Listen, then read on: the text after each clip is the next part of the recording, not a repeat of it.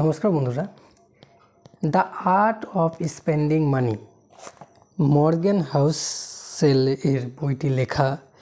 এর একটি বই ছিল দ্য সাইকোলজি অফ মানি। আমার কাছে হয়তো রয়েছে, কিন্তু আমার মনে পড়ছে না।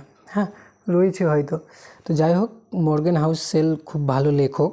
দ্য আর্ট অফ স্পেন্ডিং মানি, এই বইটি মেন ব্যাপার হচ্ছে আমার যে টাকা, আমার ধর 5 টাকা, একটা এক্সাম্পল 5 টাকা, ওই 5 টাকাটা আমি কোথায় খরচ করছি, ওই যেখানে খরচ করছি ওই খরচটা কি আমার সত্যিকারে মানে ইম্পর্টেন্ট? ওই খরচ করে কি আমার লাইফে কিছু লাভ হলো?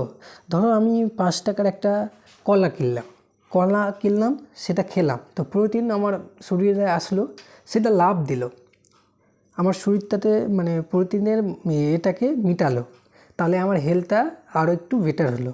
ঠিক আছে, তো এটা আমার কাজে দিল এই 5 টাকাটা। এই 5 টাকাতেই যদি আমি সিঙ্গাড়া খাই, ঠিক আছে, ওই সিঙ্গাড়াটা খেলে কি হবে, আরও আমার শরীরটা ক্ষতি করবে। বুঝতে পারছো?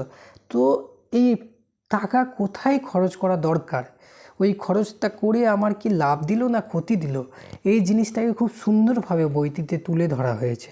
বুঝতে পারছো? দ্য আর্ট অফ স্পেন্ডিং মানি মানে টাকা খরচ করার মানে আর্ট।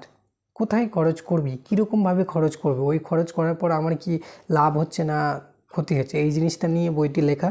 আমি বইটি পুরো পড়বো, তারপর তোমাদের জানাবো কেমন হয়েছে। হ্যাঁ, তো এইটুকুই আজকে থেকে শুরু করছি। হ্যাঁ, ভিডিওতে যদি ভালো লেগে থাকে তো অবশ্যই লাইক, সাবস্ক্রাইব আর কমেন্ট করে জানিও কেমন লাগলো। ধন্যবাদ।